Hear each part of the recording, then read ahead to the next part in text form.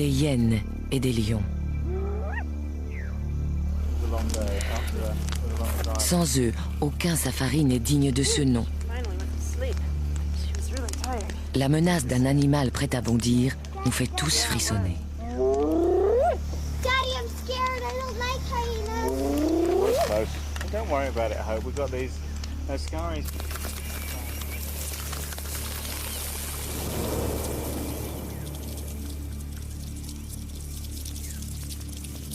Une communauté impitoyable, programmée pour l'attaque. Yeah, moi c'est bon.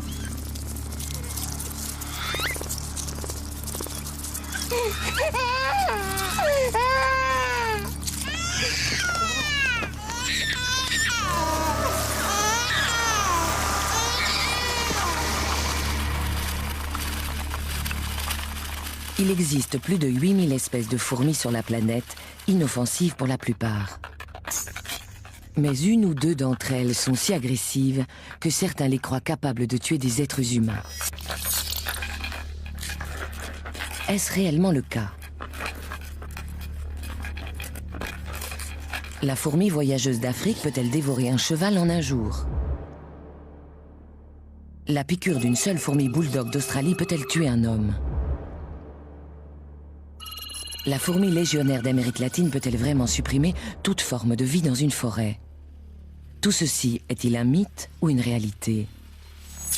Nous allons parcourir le monde et tenter de découvrir la vérité concernant ces fourmis tueuses.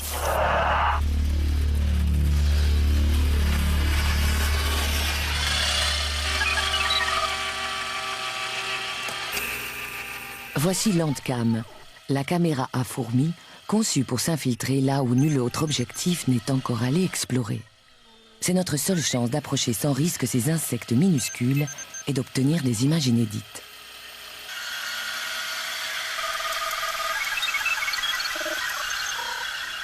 Après des années de mise au point, Landcam est enfin prête à prendre la route. Au Costa Rica, l'autoroute panaméricaine traverse de spectaculaires collines boisées. C'est le parc national de Santa Rosa. Il abrite l'un des insectes les plus meurtriers du monde, la fourmi légionnaire. Dale Morris est naturaliste et photographe. Il va nous aider à pister cette légende vivante.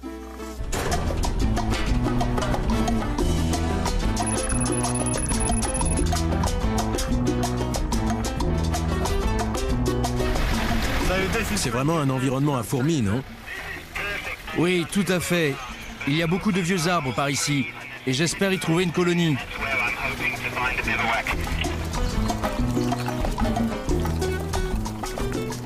C'est chose faite. Armés de notre Landcam, nous allons suivre ces fourmis légionnaires en plein cœur de leur territoire. Si l'on en croit les films d'horreur, elles détruisent tout sur leur passage.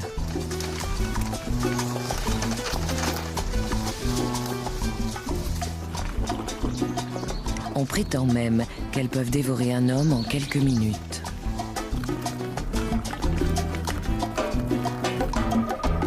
La colonie composée d'1 million d'individus est installée dans ce tronc d'arbre. Comment va se passer la première rencontre avec Landcam? Sera-t-elle attaquée ou réussira-t-elle à les amadouer?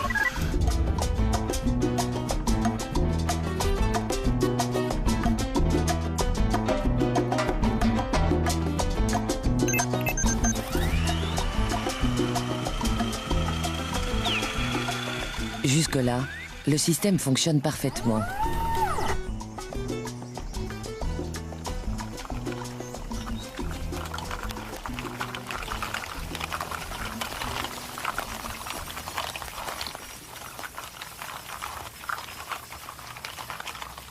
En découvrant le nid, on a l'impression de pénétrer dans un autre monde, les structures principales n'étant composées que de fourmis. Plusieurs millions de pattes sont reliées les unes aux autres par des crochets spéciaux, formant des câbles et des supports qui servent également d'ascenseur et de galerie à la colonie. À mesure que Landcam s'enfonce dans le nid, le spectacle devient encore plus déroutant. Chez les fourmis légionnaires, la division du travail atteint des proportions incroyables. Il y a des sentinelles, des ménagères, des fantassins et des nourrices, tous issus d'une même reine. Elles sont motivées par un but commun, nourrir et protéger les centaines de milliers de cocons abritant chacun un bébé fourmi. À part la reine, elles sont armées chacune d'un ovipositeur modifié en aiguillon. Et dans la forêt, tout le monde le sait, tous ceux en tout cas qui sont nés ici.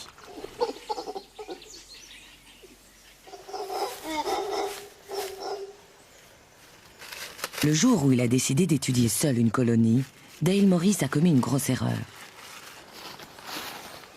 Il pensait s'être équipé en conséquence, mais il avait omis un détail. Sa combinaison était prévue pour résister aux abeilles. Or, il allait observer des fourmis.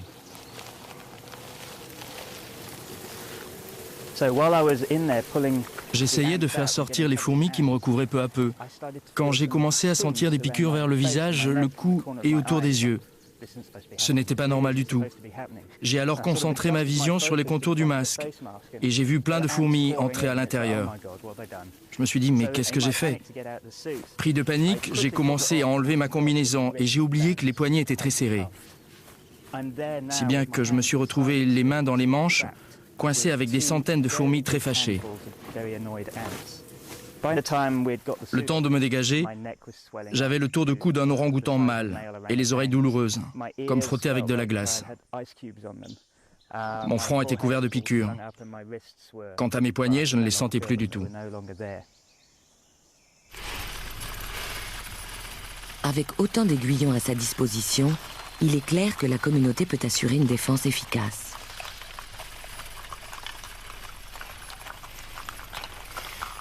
Avant toute chose, la colonie doit pourvoir à son approvisionnement en nourriture. Quel est alors son plan d'attaque?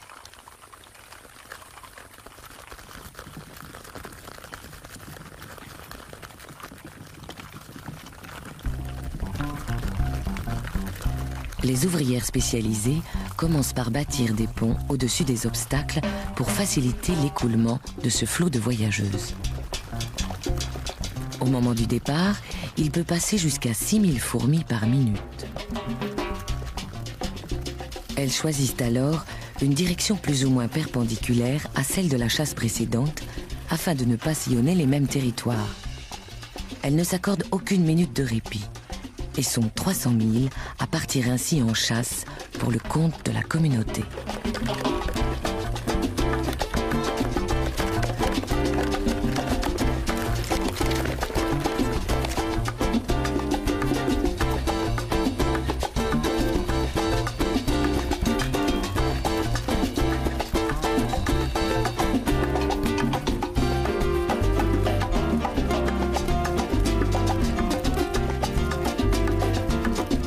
L'armée en marche s'organise comme un arbre composé d'un tronc principal qui se divise en branches de plus en plus fines.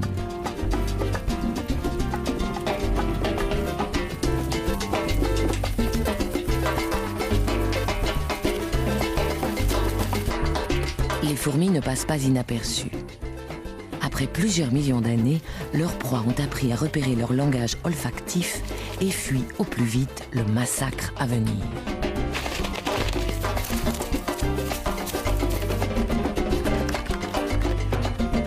Pour ceux qui peuvent courir, c'est le moment ou jamais. Mais la troupe opère des changements soudains de direction. D'abord à gauche, puis à droite. La plupart des fugitifs finissent par être pris au piège. Et les fourmis légionnaires sont sans pitié.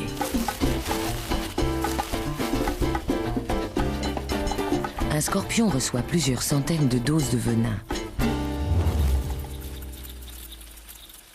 Quelques secondes plus tard, il est submergé. Les fourmis peuvent ainsi immobiliser des adversaires qui font plusieurs centaines de fois leur taille.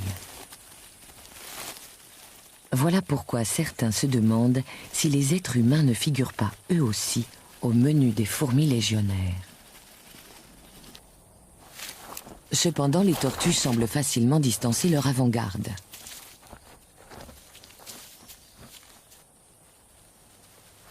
Et les serpents ne semblent pas non plus inquiétés par la horde vorace. La raison en est simple. Si les fourmis démembrent aussitôt les plus petites de leurs victimes en les mordant et en les piquant, elles peinent déjà à traverser le cuir épais de proies telles que les scorpions. Elles laissent alors les enzymes, distillées par leur aiguillon, faire le travail. Au bout d'une heure, la proie tombe en morceaux. Elles peuvent ainsi rapporter au nid le repas gargantuesque.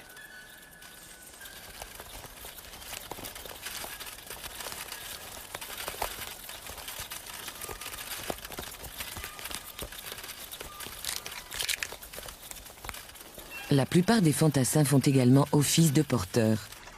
Leurs mandibules sont conçues pour transporter et non pour couper. Comme dans toute armée, le commandement est réparti. Chacun des porteurs assume un rôle de chef et recrute de l'aide pour traîner le gibier jusqu'à la fourmilière. Dans l'ensemble, cependant, le commandement et le système de contrôle restent mystérieux. Les fourmis transmettent et captent des messages chimiques très complexes. Mais cet alphabet n'a été que partiellement décrypté.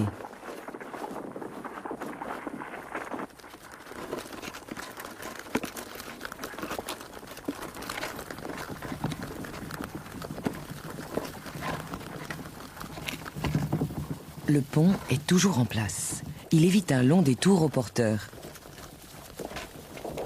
Le butin quotidien peut compter jusqu'à 50 000 insectes, araignées et scorpions.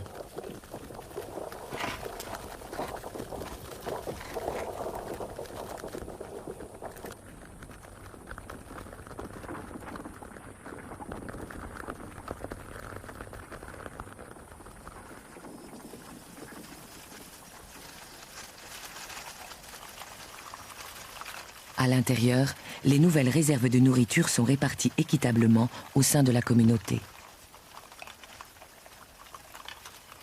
Le million de fourmis semble alors former une entité, un seul et même organisme.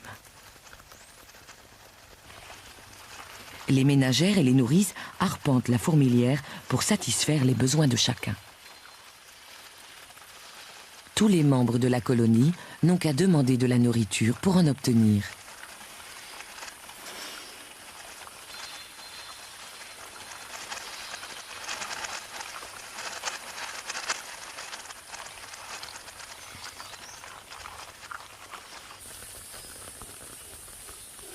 À la tombée de la nuit, il y a de l'agitation dans l'air.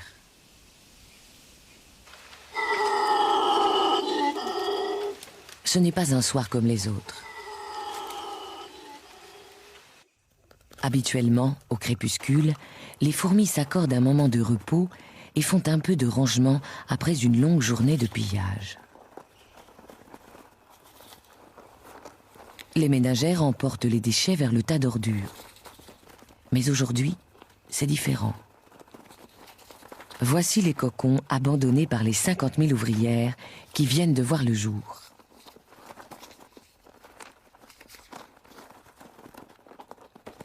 Ce soir, les fourmis vont nous offrir un spectacle unique.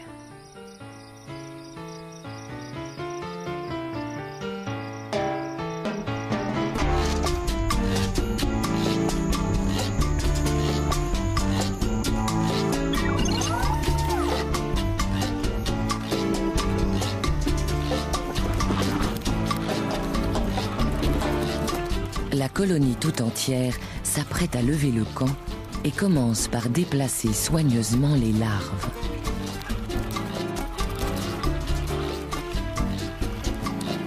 Dehors, les grands soldats coordonnent la manœuvre. Ils n'ont que quelques heures pour évacuer l'ensemble de leurs troupes. Comment la décision a-t-elle été prise? La reine gouverne-t-elle en monarque absolu ou les ouvrières ont-elles exprimé un vote chimique? Quoi qu'il en soit, personne ne proteste. C'est l'une des merveilles du monde naturel. La migration massive d'1 million de fourmis en une seule soirée.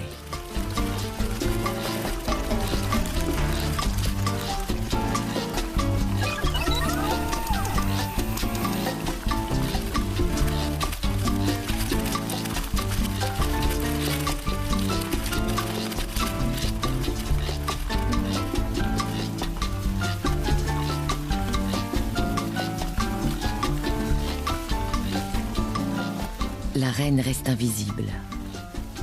Elle échappe aux lumières inquisitrices de Landcam en se dissimulant derrière sa garde personnelle. Seule une lumière infrarouge, invisible pour les fourmis, mais pas pour notre caméra, permet de traverser cet écran de sécurité et d'entrevoir sa majesté.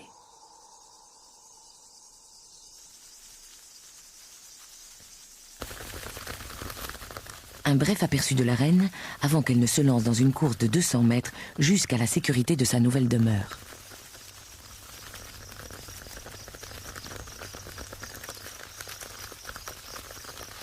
Pour la colonie, c'est le début d'une période d'errance. Pendant les 3 semaines à venir, les fourmis se déplaceront toutes les nuits en quête de nouveaux territoires de chasse.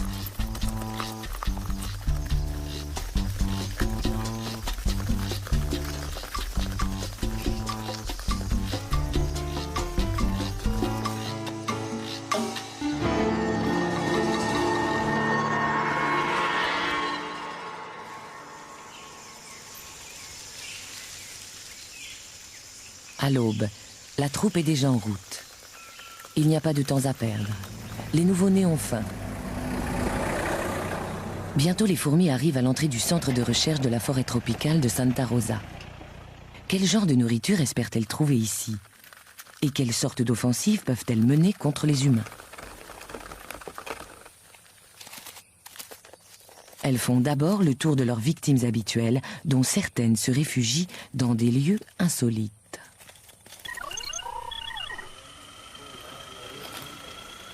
Je peux pas faire la mise au point. En principe, les sols cirés constituent une première ligne de défense contre les intrusions animales. Mais la troupe ne tarde pas à contourner cet inconvénient. Mettant à profit les imperfections du plancher, les ouvrières bâtissent une échelle horizontale pour permettre aux autres fourmis de passer. Le signal de l'assaut est donné. Comment vont-elles être reçues? Pas tout à fait comme on aurait pu le croire. J'adore ces fourmis. Elles nettoient entièrement mon bureau. Je compte toujours sur elles pour débarrasser cette pièce de tous les insectes affreux qui s'y trouvent.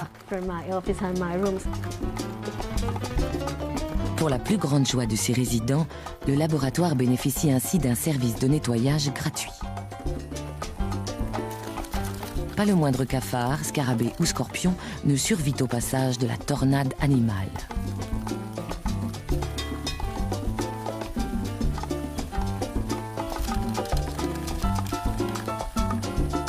Et qu'en pensent les gens qui vivent en dehors du parc? Comment les fermiers et les éleveurs costaricains accueillent-ils la visite surprise d'1 million de fourmis?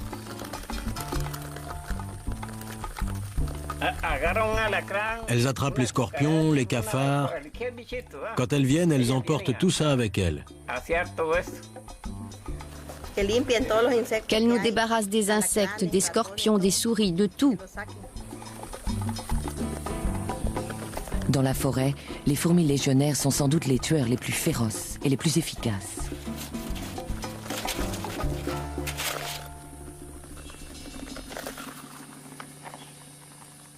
Mais au Costa Rica, les fourmis ne sont pas les ennemis des êtres humains, même si une vision comme celle-ci sème la panique dans les esprits. Qui prendrait le temps de réfléchir face à un demi-million de fourmis en marche?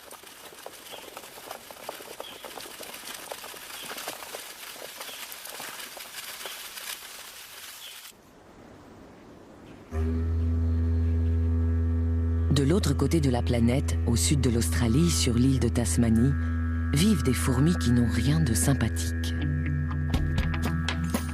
Au cœur des montagnes, les forêts abritent une espèce dont on raconte qu'elle peut tuer un homme en 4 minutes. Les fourmis bulldog sont parmi les plus grosses du monde. Très primitives, elles rappellent les guêpes et sont moins sociales que les fourmis légionnaires.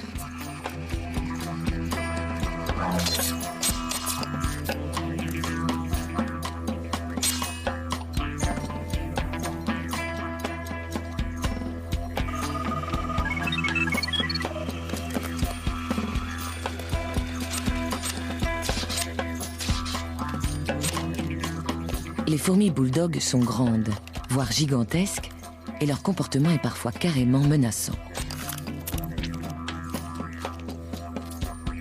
Elles sont équipées d'un aiguillon particulièrement redoutable dont elles n'hésitent pas à faire usage. Bizarrement, la plus terrible des fourmis bulldogs est aussi la plus petite. C'est la créature la plus dangereuse de toute la Tasmanie. Elle cause plus de morts que les serpents, les araignées, les abeilles et les requins réunis. Voici la fourmi sauteuse. Les fourmis sauteuses vivent en petites colonies de quelques centaines d'individus. Dans les forêts de Tasmanie, elles transportent des pierres pour recouvrir leur nid. Ces cailloux absorbent la chaleur du soleil et protègent ainsi les chambres de couvée de la fraîcheur de la nuit.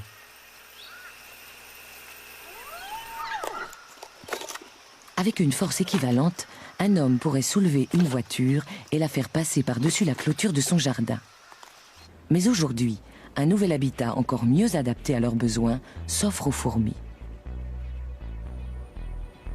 La banlieue.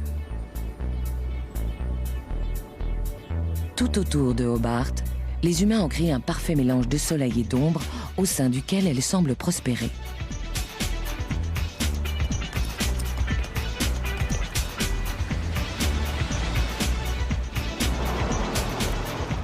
Désormais, ces fourmis sont ici chez elles. Mais l'accueil du voisinage n'est pas franchement cordial.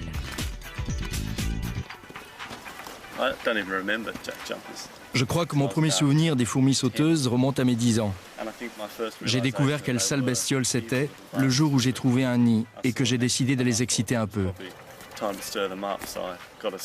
J'ai pris un bâton et j'ai commencé à taper sur la fourmilière. Je m'amusais plutôt bien, mais un quart d'heure plus tard, sans que je les ai vues arriver, 2 d'entre elles se sont glissées dans mon pantalon. Et il y en a une qui m'a piqué à l'entrejambe. Et j'ai compris que j'étais mal parti.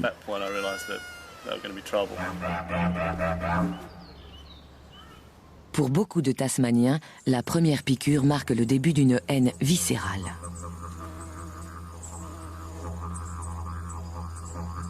La terre fraîchement retournée de ce jardin est bien meuble. En quelques jours, les fourmis sauteuses peuvent y creuser des galeries.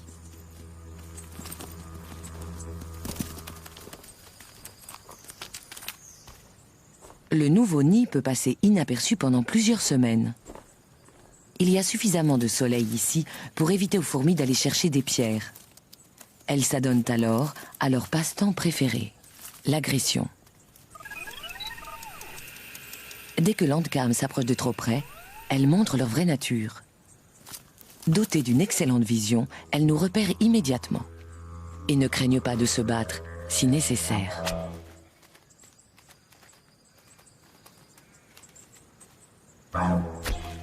Les fourmis sauteuses sont nerveuses et pas vraiment partageuses. Plus individualistes que les fourmis légionnaires, elles s'affrontent régulièrement entre elles.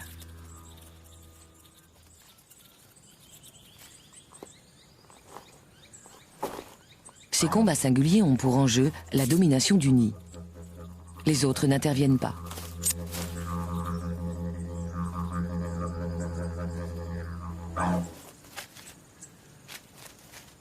Ce sont aussi des chasseuses solitaires, armées de ce qui pourrait bien être le venin le plus puissant de tout le monde des insectes.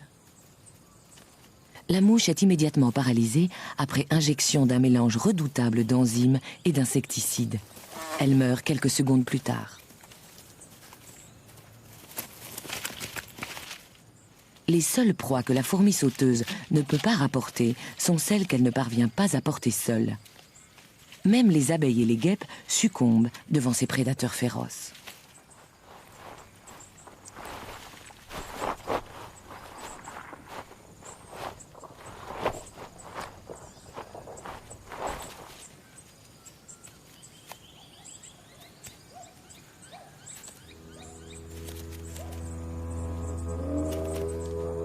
Ce sont de vraies guerrières.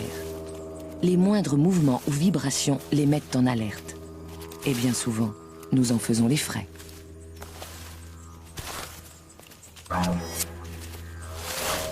Toutes Toutes les semaines, l'hôpital de Hobart traite au moins une urgence causée par les fourmis sauteuses.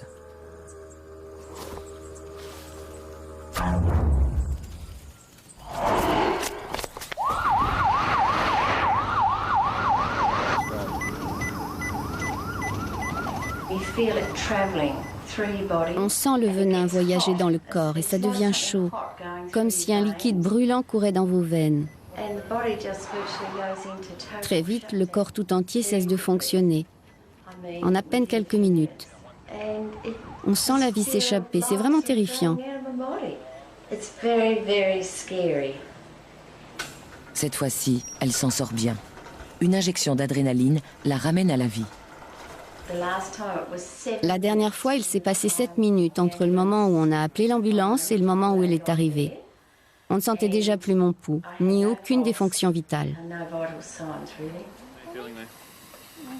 Le docteur Simon Brown est spécialisé dans le traitement des chocs anaphylactiques, les réactions allergiques graves. Environ 1% de la population présente des antécédents de réactions graves, exigeant un traitement à l'adrénaline. Ça fait 4000 personnes susceptibles de mourir en cas de piqûre. Le chercheur tente de mettre au point une solution ingénieuse à cette menace. Il commence par aller chercher quelques spécimens de ces terreurs miniatures en prenant soin de ne pas se faire piquer. C'est leur venin dont il a besoin. Utilisé à dose homéopathique, il peut peut-être servir d'antidote.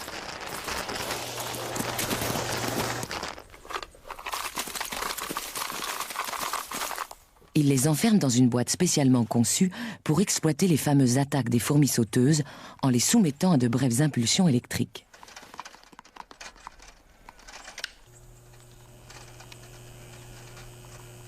Dès que le courant traverse les fils conducteurs, elles s'énervent et piquent la surface du verre.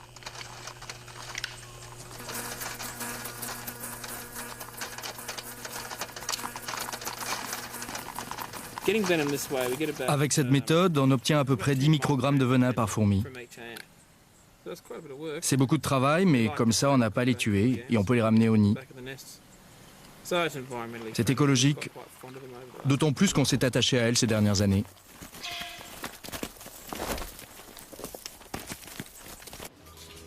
Lors du protocole médical, le Dr Brown administre un antidote à base de venin à la moitié des patients.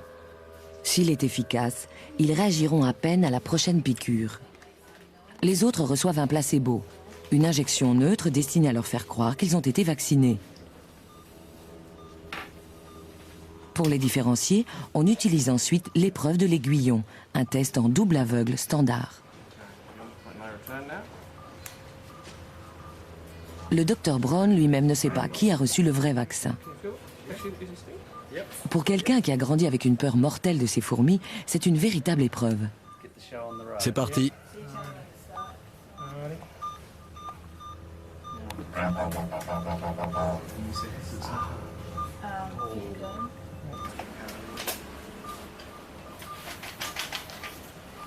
Après quelques minutes, il est clair que Brent fait une réaction. Il a dû recevoir le placebo. Greg va bien, son rythme cardiaque est normal.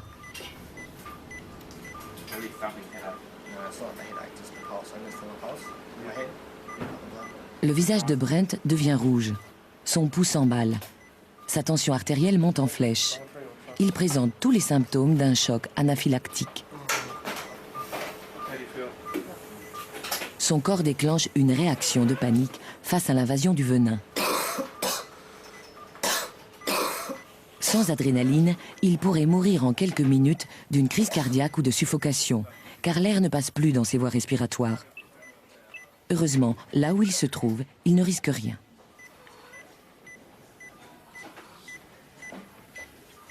La bonne nouvelle, c'est que le traitement du Dr Brown est efficace.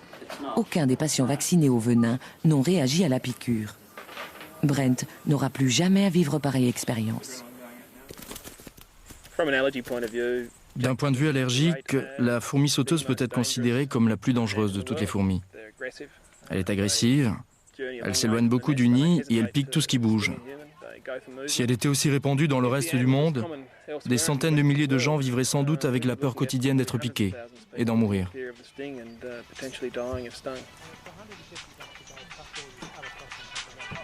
Ainsi, la fourmi sauteuse est une véritable tueuse. Mais elle ne choisit pas de nous tuer. Pas plus qu'elle ne nous considère comme un éventuel repas. Il se trouve juste que nous sommes sensibles à son venin.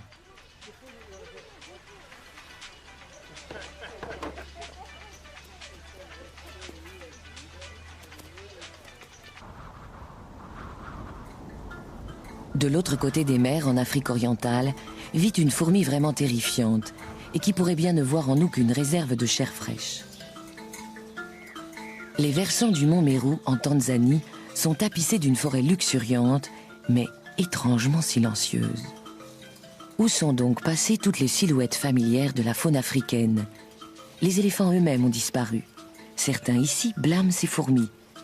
Les fourmis voyageuses, également appelées les siafous.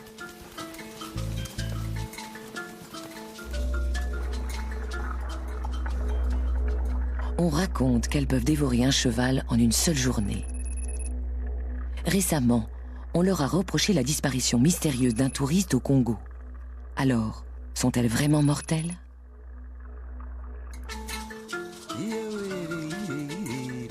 Dans presque toute l'Afrique, les nomades se sont fixés et ont défriché la forêt. Sur le mont Meru, les Maasai cultivent désormais des bananes, du maïs et des haricots pour nourrir leur famille. Ils vivent à l'écart de la faune locale, à une exception près,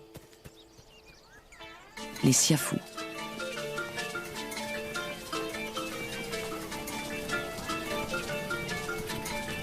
Tout comme les fourmis légionnaires, les siafous voyagent en quête de nourriture, avec cependant une différence fondamentale. La colonie ne compte pas 1, mais 20 millions d'individus qui mettront 4 jours à accomplir leur exode.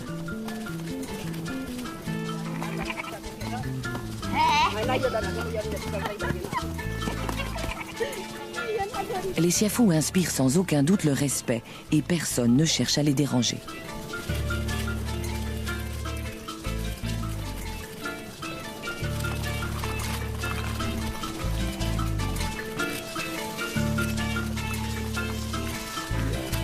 Pour les Maasai, ce sont elles qui ont poussé les éléphants à quitter la forêt en envahissant leurs trompes et en pénétrant dans leurs oreilles. Mais ils pensent aussi qu'elles ont une mission précise à accomplir sur Terre.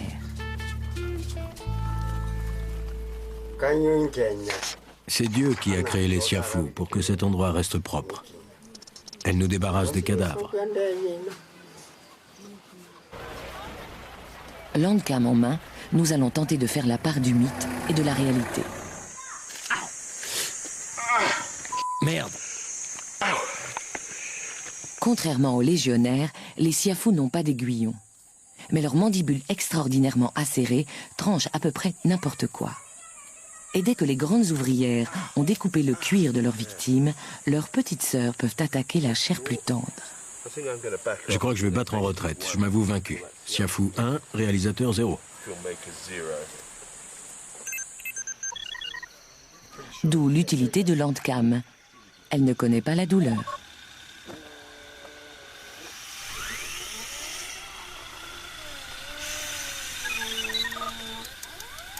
Dans ce nouvel environnement agricole, les siafous font généralement leur nid dans la terre meuble, sous les bananiers. Les ouvrières ouvrent frénétiquement la voie au flot ininterrompu des nouvelles arrivantes.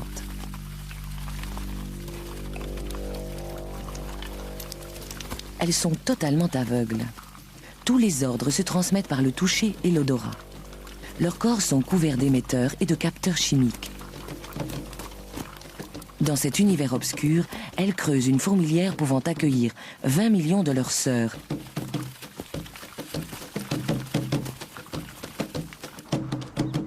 L'alternance de migration et de forage se poursuit jour et nuit. Les pluies approchent et un extraordinaire spectacle va bientôt commencer.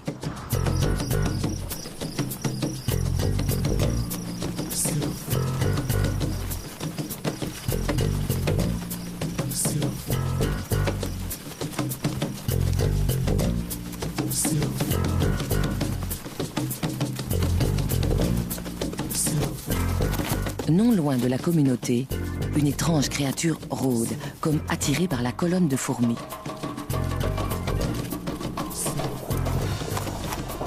On la surnomme la mouche saucisse.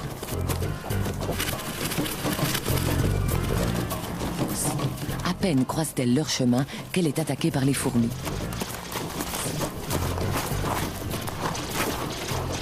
Celle-ci ne la tue pas. On dirait même qu'elle l'attendait. En fait, il s'agit d'un mâle siafou.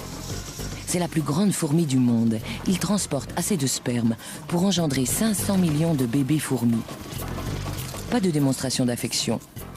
Les fourmis le clouent au sol et lui coupent les ailes, faisant de lui leur prisonnier. Il sera ensuite conduit au nouveau nid et retenu captif jusqu'à ce qu'une jeune reine soit prête à s'accoupler. La communauté n'a besoin que de son sperme.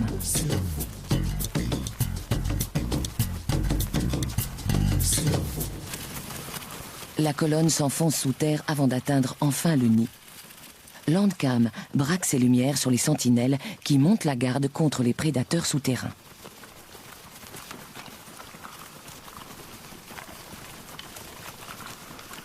À l'entrée de leur nouvelle colonie, les siafous se livrent à un incroyable exercice d'organisation.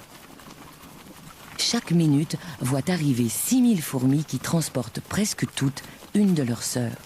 Les nouveau-nés, les larves et les œufs doivent être nettoyés puis stockés. Comment accomplissent-elles un tel exploit? On sait que tout se fait par le biais de messages chimiques.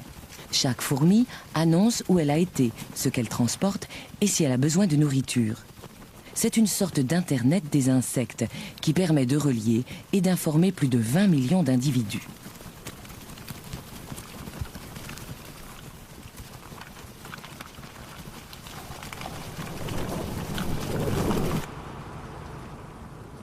Dans ce gigantesque bunker souterrain, les siafous ont élevé l'organisation sociale au rang d'art. En formation serrée, les soldats créent une structure solide qui enveloppe l'apparent chaos intérieur. Ces millions de fourmis entassées génèrent suffisamment de chaleur pour élever la température du nid de 4 degrés, maintenant ainsi la couvée à son taux de croissance maximum. Mais ces 20 millions de bouches auront bientôt besoin d'être nourries. Il est temps pour l'infanterie de se remettre au travail. Les siafous passent la plus grande partie de l'année à sommeiller en menant une vie exclusivement souterraine. Mais avec l'arrivée des pluies, l'air se remplit d'insectes. Et c'est ce qui attire les fourmis à la surface. Les plus féroces prédateurs d'Afrique émergent alors par millions.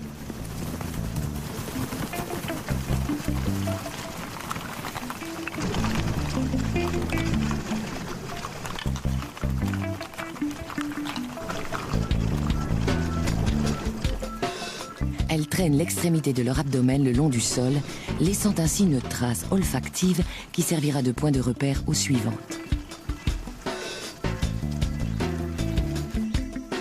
Elles se dirigent vers un champ de haricots. Pour tous ceux qui s'y trouvent, c'est l'apocalypse.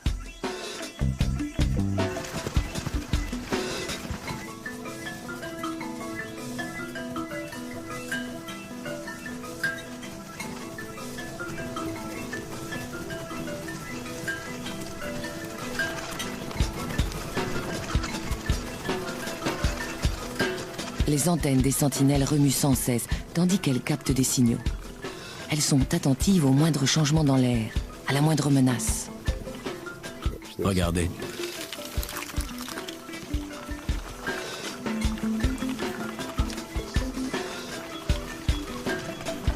La colonne s'enfonce plus avant dans les champs des Maasai. Les fourmis ne sont pas les seules à s'être multipliées. Des millions d'insectes et de scarabées se sont attaqués à la succulente récolte.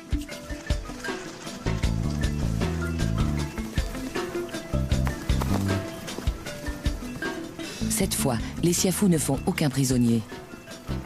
Avec une extraordinaire rapidité, elles appellent d'autres recrues sur le front.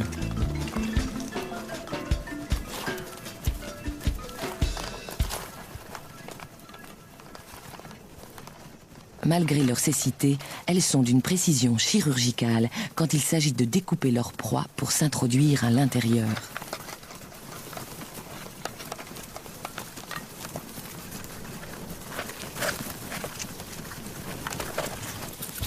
Même les chenilles armées de poils venimeux ne ralentissent pas la cadence des fourmis. Comme tous les autres, elles sont dépecées et emportées. Les siafous nettoient ainsi les champs quotidiennement. À tel point qu'elles font désormais partie intégrante de la communauté agricole. Chaque colonie de fourmis détruit en moyenne 2 millions d'insectes nuisibles par jour. 2 millions d'animaux qui s'attaquent régulièrement aux moyens de subsistance des fermiers. Même celles qui semblent ne rien transporter ont en fait la bouche pleine d'un fluide nourrissant prélevé sur leurs victimes.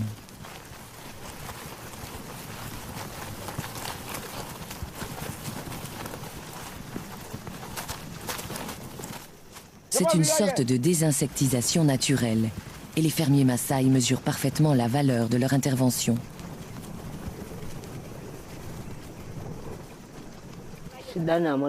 Quand on voit les siafous, ça veut dire que l'année va être bonne. Elles tuent tous les insectes qui attaquent le maïs ou les haricots. Les siafous sont utiles, elles protègent les récoltes.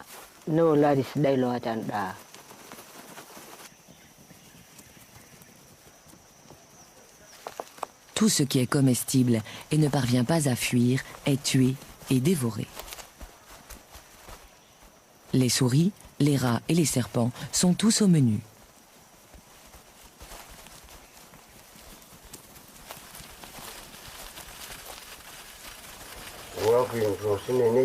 Je connais quelqu'un qui a été tué par les fourmis. Peut-être qu'il était ivre ou malade, mais en tout cas, on l'a retrouvé le lendemain matin, recouvert de siafous. Si bien que tout le monde pense que ce sont elles qui l'ont tué.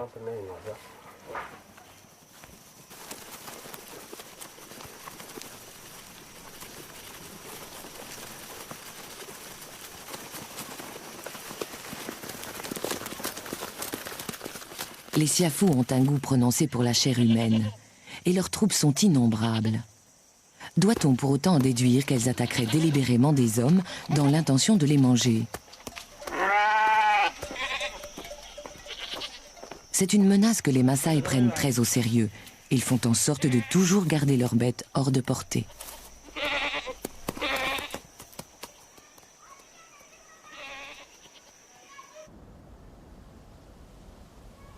Quand la fraîcheur du soir envahit les versants de la montagne, les fourmis partent généralement dormir. Mais si la nuit est chaude, elles continuent à chasser dans l'obscurité.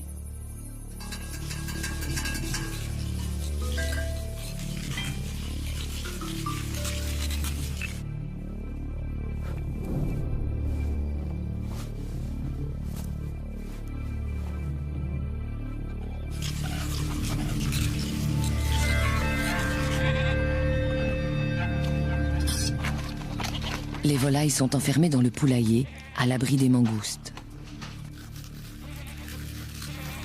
Quelques fourmis représentent un extra, riche en protéines.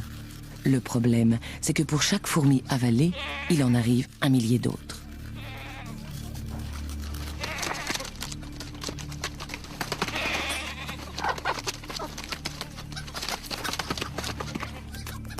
Conscientes du danger, la plupart des bêtes tâchent aussitôt de s'enfuir.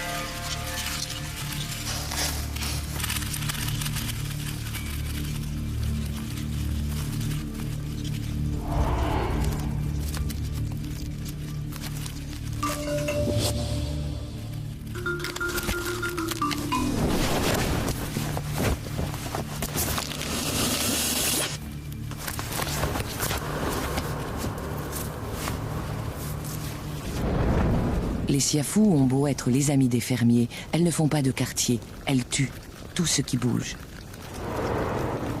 Le feu est le seul moyen de les arrêter, mais pour les poules, il est déjà trop tard.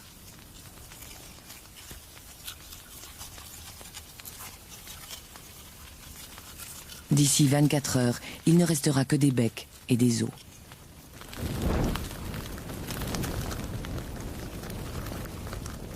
Pour les siafous, la mort d'une centaine de milliers de soldats est sans conséquence. C'est une perte superficielle et la campagne de la nuit reste un succès. Les Maasai considèrent les fourmis comme une nuisance, parfois même comme un danger. Cependant, elles sont utiles à la ferme. Ils les comprennent et s'accommodent de leur présence.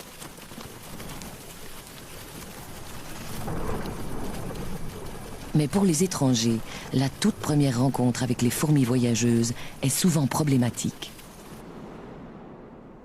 Aujourd'hui encore, de terrifiants récits circulent. On était venu rendre visite aux Maasai avec des amis à nous. Ils vivaient dans la région et avaient amené leur bébé avec eux. L'enfant était fatigué, si bien que j'ai suggéré de le mettre au lit. Je leur ai montré la tente et je suis revenu près du feu, où j'ai continué à profiter de la soirée. Et puis tout d'un coup, le bébé s'est mis à hurler. On a couru à la tente. Il était couvert de siafou. C'était affreux. Je suis sûr que si on n'était pas arrivé, les fourmis auraient pu facilement le tuer.